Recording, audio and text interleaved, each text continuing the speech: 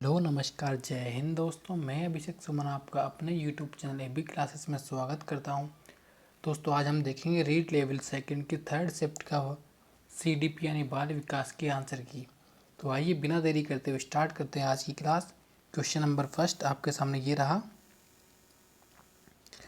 विकास के नियम के रूप में कौन सा कथन सत्य नहीं है, नहीं बताना है, असत्य बताना है। तो ऑप्शन ए है विकास के लिए प्रत्येक अवस्था समान रूप से महत्वपूर्ण है। ऑप्शन बी है विकास परिपक्वता तथा सीखने का परिणाम है। ऑप्शन सी है विकास में व्यक्तित्व भिन्नता होती है। ऑप्शन डी विकास में प्रारूप पूर्वानुमेय होता है। ठीक है, तो इसका राइट आंसर है आपके सामने ये रहा। इसका राइट आंसर है ऑप्शन ए, विकास के लिए प्रत्येक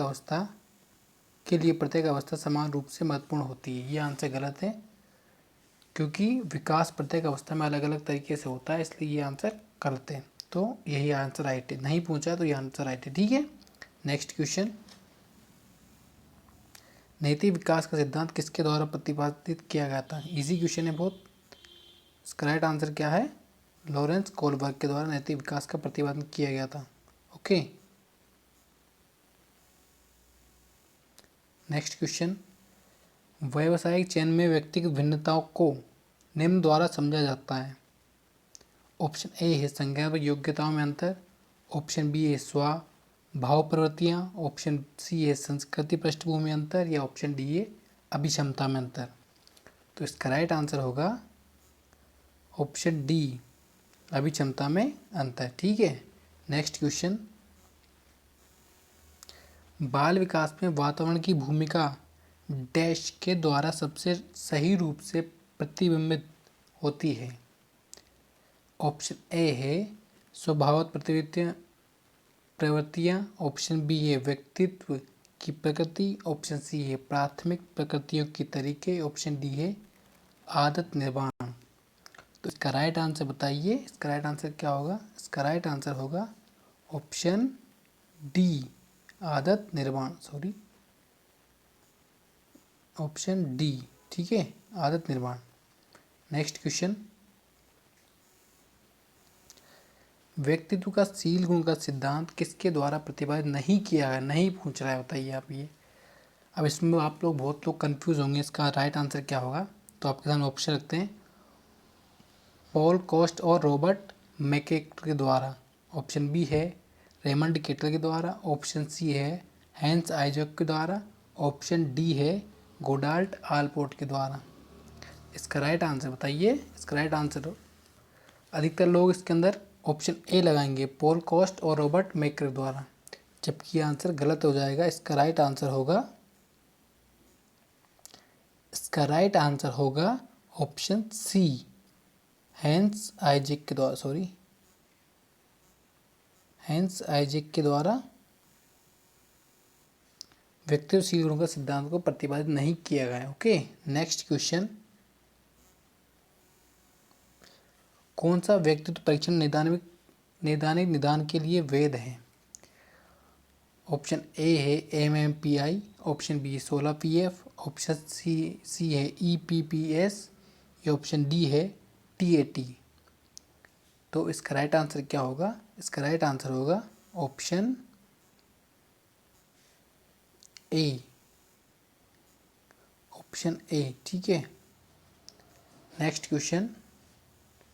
रॉबर्ट जी स्टर्नबर्ग द्वारा बुद्धि का कौन सा सिद्धांत प्रस्तावित किया है? सॉरी, तो ऑप्शन ए है द्विकारक सिद्धांत। ऑप्शन बी है बहुकारक सिद्धांत। ऑप्शन सी है त्रिआयामी सिद्धांत, या ऑप्शन डी है पदानुक्रमिक सिद्धांत। तो इसका राइट आंसर बताइए।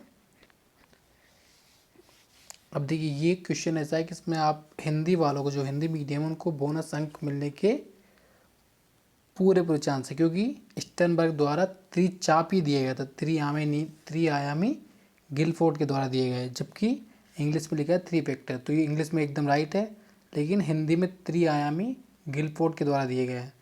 तो इसका आंसर अपन त्रिआयामी मानेंगे यहाँ पे तो, लेकिन इसका हिंदी वालों को बोनस अंक मिलेगा इसके लिए। ठीक है, ओके, नेक्स्ट क्वेश्चन। निम्नलिखित में से कौन सा बुद्धि का निष्पत्ति परीक्षण है? निष्पत्ति परीक्षण बताइए। ये तो इजी क्वेश्चन है। इसका राइट आंसर होगा भाटिया बैटरी परीक्षण। निष्पत्ति परीक्षण वही है, भाटिया बैटरी परीक्षण। ठीक है। नेक्स्ट क्वेश्चन, व्यक्तिगत भिन्नताओं की प्रकृति के लिए निम्न में से कौन सी अवस्था सत्य नहीं है? कौन सी अवधारणा, सॉरी मैंने अवस्था पढ़ लिया, कौन सी अवधारणा सत्य नहीं है? ऑप्शन ए है सामान्य संभाव्यता, ऑप्शन बी है अधिगम असमानता, ऑप्शन सी है विचलनशीलता, या ऑप्शन डी है शीत गुणों का अंतर संबंध। बताइए क्या है इसका राइट आंसर? इसका राइट आंसर है ऑप्शन बी। ठीक है, अधिगम समानता।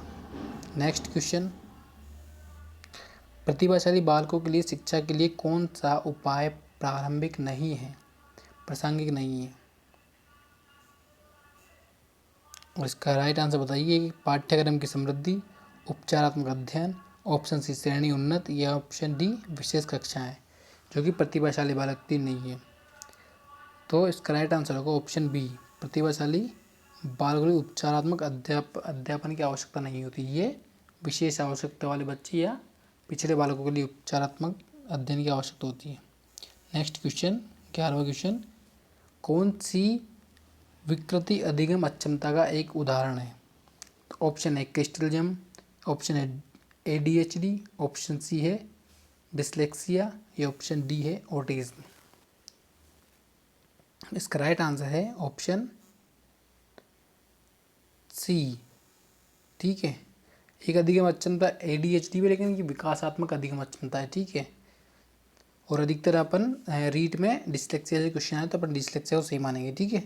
नेक्स्ट क्वेश्चन, कुसमायोजन का कौन सा तत्व विशेष रूप से निर्णय लेने से संबंधित है?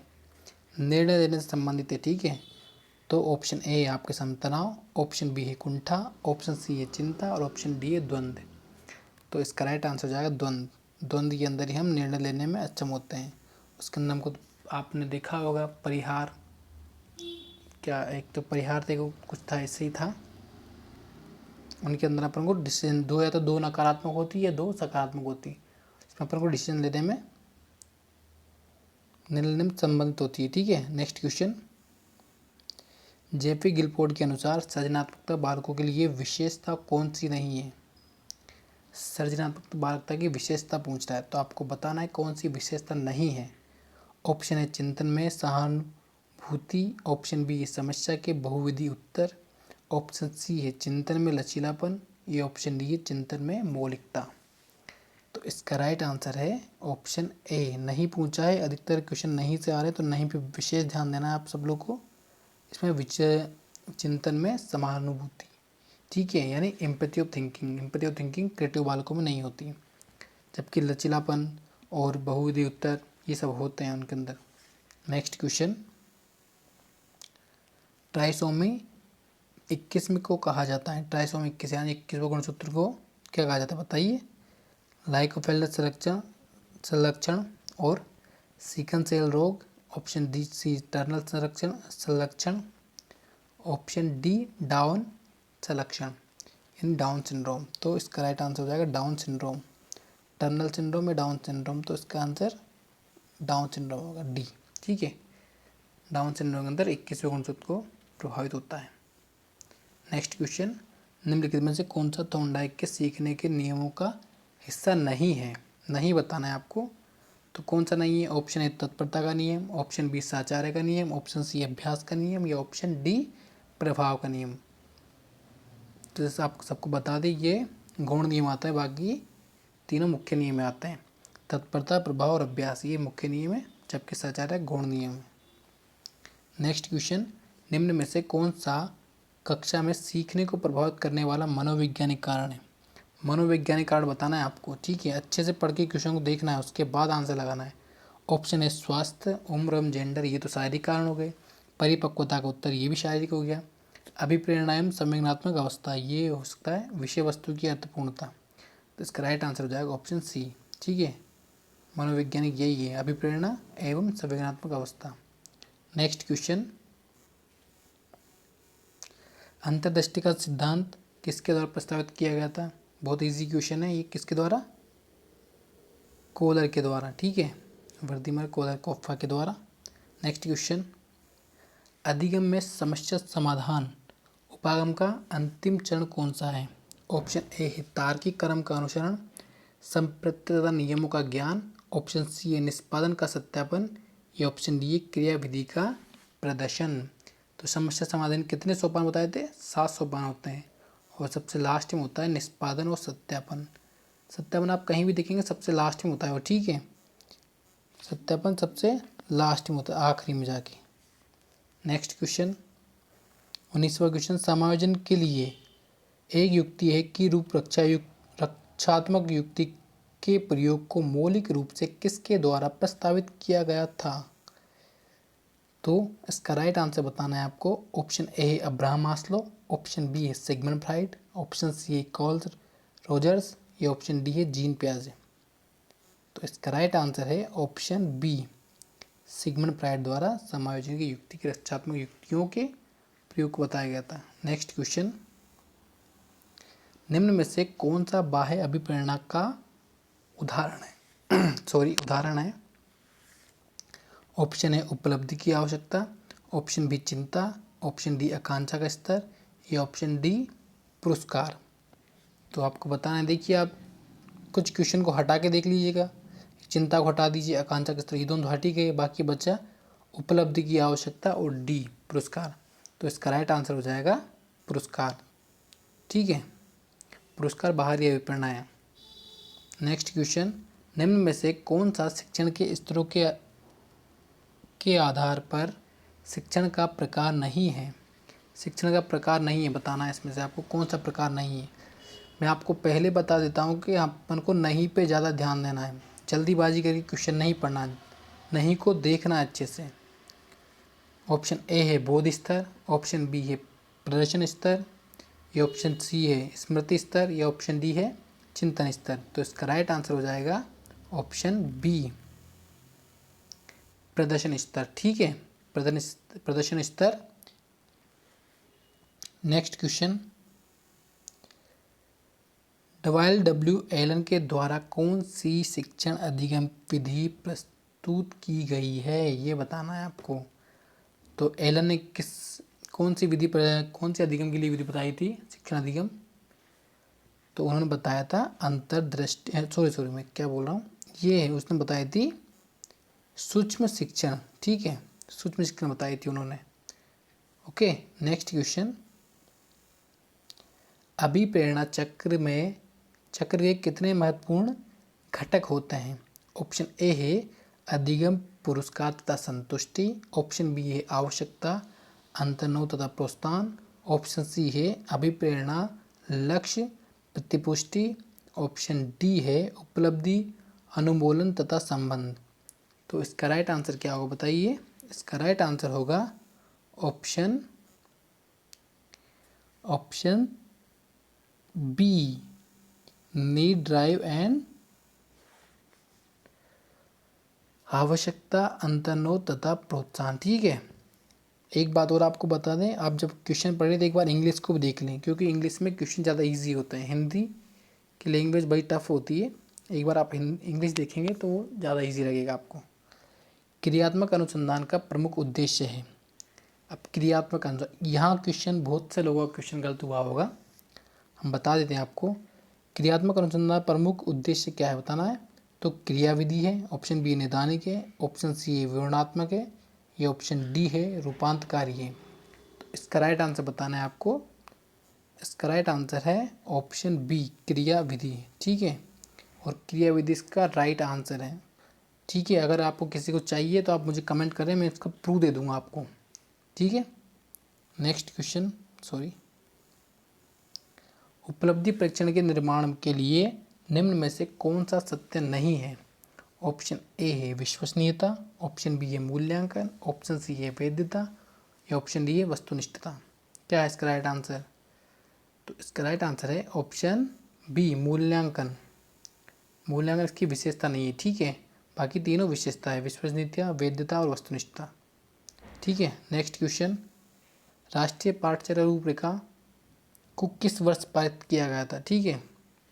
तो ऑप्शन ए है 2001, ऑप्शन बी है 2005, ऑप्शन सी है 2004 या ऑप्शन डी है 2008।